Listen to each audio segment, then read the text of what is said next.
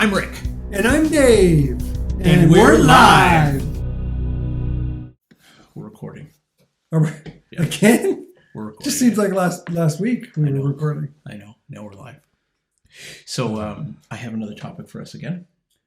You know, one day you can come up with a topic. You want me? No, this is all you. Okay, so I've got a topic. Yes. Okay. It's rejection. Whoa. Yeah. Whoa. Are you rejecting me in front of all these people right now? No. Okay. So rejection. I was thinking that rejection is a normal part of life. And listen, I get more and more teenagers in my family. Rejection has become a huge. I got a story about rejection as instantly. Yes. Okay, so rejection, because we face rejection all the time. It's not abnormal. It's normal, and so part of life. Yeah. It's part of life. Yeah. So my question is there something we can do about rejection to plan ahead for it so it doesn't hit us so hard, or do we always have to be so reactive about rejection? What can we do, to do a better job handling rejection? Is that a good question? Is that a good topic? Yes. It's not. We can turn it off right now. No. I'm just making sure that you're not rejecting me. No, I can't. We're good? Because then we have to stop doing the videos. We're good. Yeah. So okay. So rejection. Do you have an illustration? Because as soon as I said that, bing, I knew what I was going to say. Well, the teenage scenario, of course, you can easily get rejected as parents with the teenagers. Yeah. So if you want to work on that end of things, I'll just work on, life in general. Yeah. There's job rejection. Yeah. There's friend rejection. Yeah. The odd time you get rejected by your wife. Oh. I'm almost a registered psychotherapist. I can help. You can help us with this. Yeah. Well, you don't have a couch in here, so we're okay. That's right. Okay. So you want to start with stories? Do you have a story? Because I've got an illustration, I think. Well, why don't we go with your illustration? Okay, just a general. It's not specific. General illustration about rejection. Okay. So my kids, when they were younger, we were very close, very tight, and we're still fine, right? We're still great. But I'm finding that the older my kids get, like I've got 2 teenagers now, they're growing in their independence, and so they're growing up, right? And they no longer want the same kind of daddy as they had when they were children. Yet, I'm not done with being that kind of daddy, right? I still want to be the daddy to those. So I keep on telling my son he's 4, my daughter she's 3, even though they're teenagers. I don't want them to grow up, right? And so I keep on wanting to engage them as though they're much younger than they are. And what happens is that turns into a point of rejection because they don't want to be treated like little children anymore, right? They want me to recognize who they are now, but more than that, they want their space, really, which is a thing of rejection, right? It can feel like rejection. It does feel like rejection. I mean, what it is I think I just miss being a dad of young children. I still got 2 young children. That's good. Yay! Yeah. So rejection. So that's kind of a family rejection that teenagers reject parents, and I'm kind of feeling that right now. Not in a bad way. Just it's a natural kind of progression. Like rejection is natural. You understand what I'm saying? I do understand what you're saying. Yeah. And I get how you want to be, a father to the younger kids. Yeah. So I was upstairs waiting for Rick to come in, and he was talking to his family. And of course, he's got the young kids, and he's in that frame of mind, and he looks at me and he calls me, "Hey, sweetie." It's like, wow. You have to go public with that. I had to go public. That just happened 20 minutes ago. Stop. Funny, the whole house broke up laughing. Yeah. It's crazy. No. Well, on a serious note, I rinsed my mouth out and gargled. And I heard that too. Did, yeah. I don't know how. Anyways. Yeah. Well, what's interesting about rejection, you were saying, like, what can we do about it? And one of the things I've learned is that it's all about expectations. You think so? Oh, absolutely. If you're expecting your kids, in your example, if you're expecting your kids to remain 6 and 4, and they don't act like that, Yep. then you're going to be met with some sort of rejection or some sort of feelings that aren't what you want them to be because of your expectations. But that also goes with adults as well. Yeah. Like if you go to meet somebody, there's a friend of a friend, and they say, let's get together, play a game or play some cards. Yeah. And they go, oh, you guys will get along. So all of a sudden you start putting some expectations in your mind. Oh, this will be great. And another player at a game that we like to play. And then when you but you have those expectations, and when they're not met, and then maybe you guys butt heads for whatever reason, hypothetical, everybody, I don't know. If you've had that problem, I don't know, but this is just a hypothetical thing here, right? So you have this expectations of being maybe good friends right off the bat. Yeah. In fact, I had a neighbor. So we just moved. Great. This is great example. We moved in January. Yeah. So, COVID hit. We moved out to the country, dead end road. Yeah. And we were walking, and a few months later, we actually met the neighbors. And we kind of, we talked, we went for a walk, we were chit-chatting, we kept our social distancing, all that fun stuff. And so that was great. And, nice people, had great conversation. And then, oddly enough, the next day, because she had taken my wife's cell number and texted saying that she was very uncomfortable with the fact that I went over there to borrow a tool. And she thought I don't know, she thought I was invading her space. So she said she didn't want me to come over there again. And honestly, it really did. I felt very rejected. She did that because the social distancing? You weren't in her like social bubble or something? Oh, no, she was inside. I was outside asking her husband to borrow a tool. Oh. And I was looking at a project he was working at, and she didn't, I don't know what her interpretation of it was. Right. We never did speak. Right. Felt like rejection then, yeah. Well, it was because, we actually got along quite well. I walked with the husband. My wife walked with the wife. We talked. But it was like an hour and a half walk. Yeah.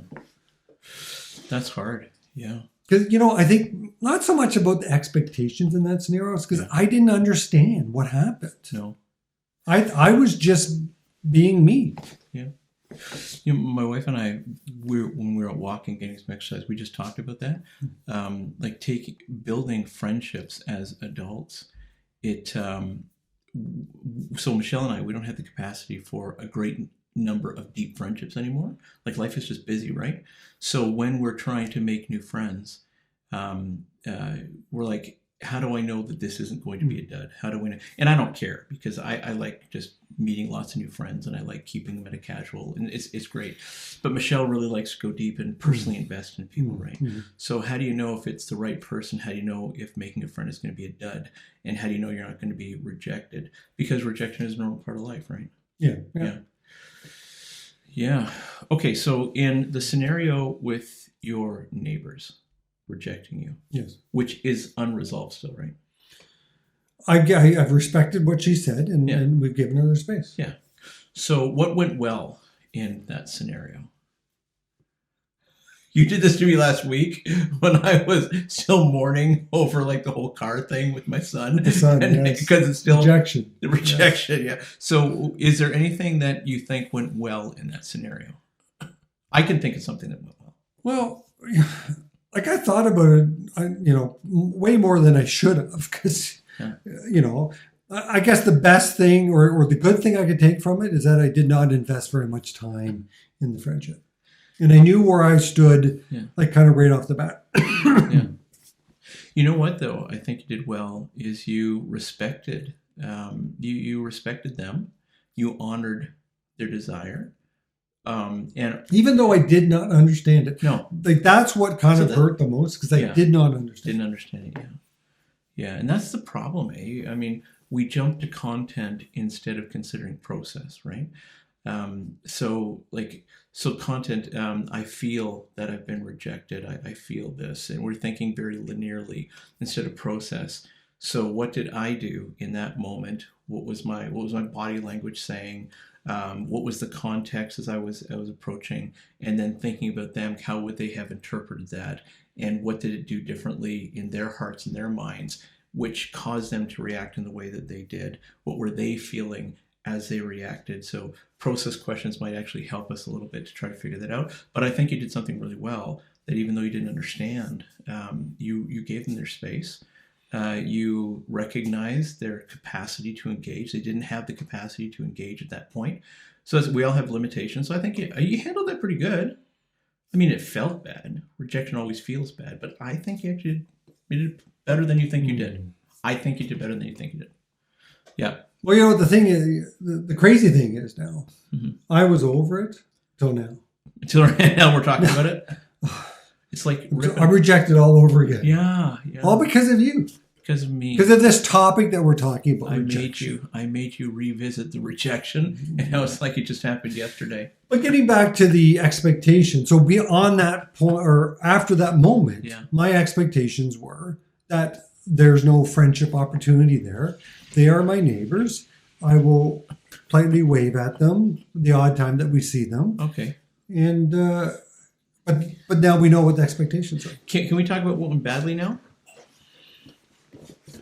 Can I psychoanalyze you? Is that bad? Is that bad that I'm going to? Well, we haven't really talked. So what about you? What went good about your kids rejecting you?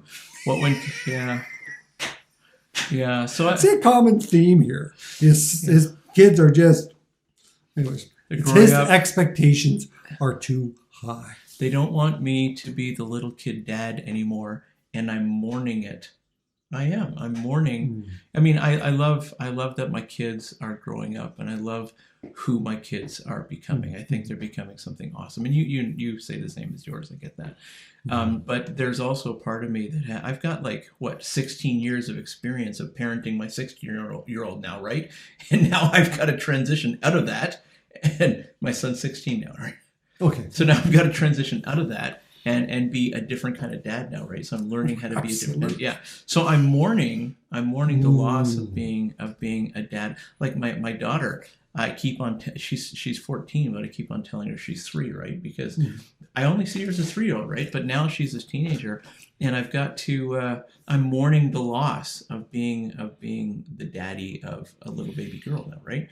And yet I'm also trying to find space and to learn what it means to be a dad of a teenager who needs some more independence, right? So I guess the good in this is I see some personal growth in myself, because I know at some point, no time soon, but at some point, all of our relationships are going to be moving toward some kind of peer level, like years later when they've gained their own independence, right? Yeah. And right now we're just kind of working out, what do we do now? Because I still got to be in that dad bubble right now. So what does this new relationship look like, right? So what went well is I think that I'm doing enough right now. I think that I'm doing enough personal reflecting to understand that.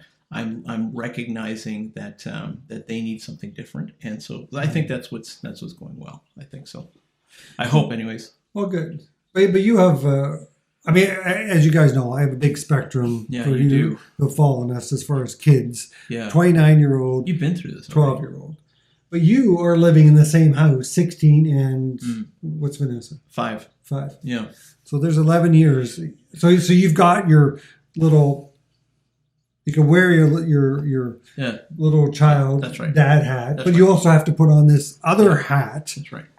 Maybe it's a toque. I don't know, but it's not the same hat as you wear with the youngest. No, that's right. Yeah, that's right. It's a sombrero. No, I don't think so. For me, it's a toupee. That's I did it before you got me. Yeah, it's right. It's a little bit, what kind of dad do I need to be in this moment? Am I the dad of the little kid or am I dad of the teenager in this moment? Yeah, that's fun to navigate. Okay, let's go with what would... Well, hold on. You just made me think there. So, in one day, I could have the hat on, talking to my oldest about her buying a house. Yeah. And then I'm talking to my youngest about grade 6 math. Yeah, that's right. So your oldest, you two are close to peers now. Like, you'll still always be the dad, but the relationship is close to being peers now, almost, right? Yes. A little close, yeah. Yes. So you've been there, done that, man. You're like my mentor almost. Yeah, my mentoring. My hat is worn right off, and my hair is kind of catching up to yours too. I don't know how that happened. But anyways. Yeah. Anyways, so what went bad? Yeah. Well, a potential friendship went sideways, and I would have liked the opportunity to at least find out what went wrong, and is there a way to go beyond that? Can I speak to that? I don't think it's as bad as you think it is. Can I speak to that? Here, I'll just poke at you a little bit, okay? I honestly think the thing that went bad is the decision that you made that there's no more friendship here. I don't know if that's realistic. I think that's your hurt talking. No, because at the end of the text, it was text. This was all text. Oh, this was not in person. I missed that. And she also, the interesting. No, I don't. Oh, that's sad. Need a hug?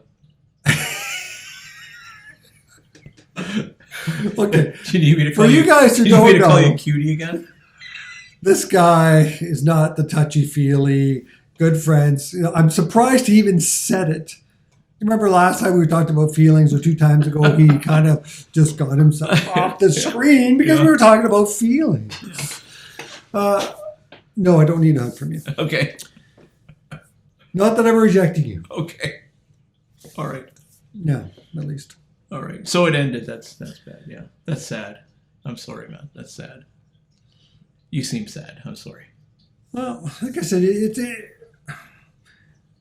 it would sound to me that, or it seems to me that it's better, like I said, that we rip the Band-Aid off now instead of growing that friendship and then something else happening, and then it would be even more of a messier situation. Yeah. So what went bad in your situation? Well, there's not really anything bad necessarily. It's just the sad feelings. It's the. Do you run out of tissue papers for crying? I got some right there if you need it. Yeah, because I'm okay. Do you need it?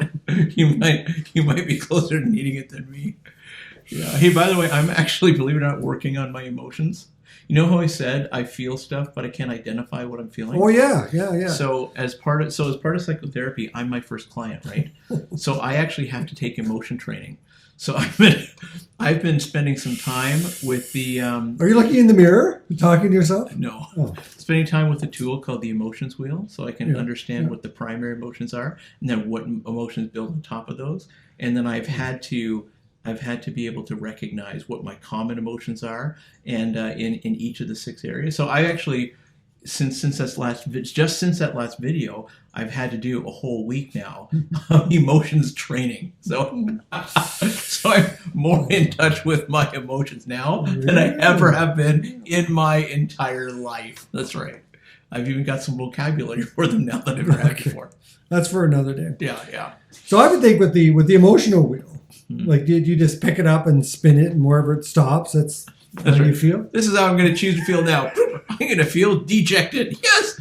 Can I have a dictionary, please? Can I have a dictionary, please? Another word. That's right. I keep learning. That's right. I don't even know what that word means. I think it's like rejected, except it's the feeling of being rejected. I don't know.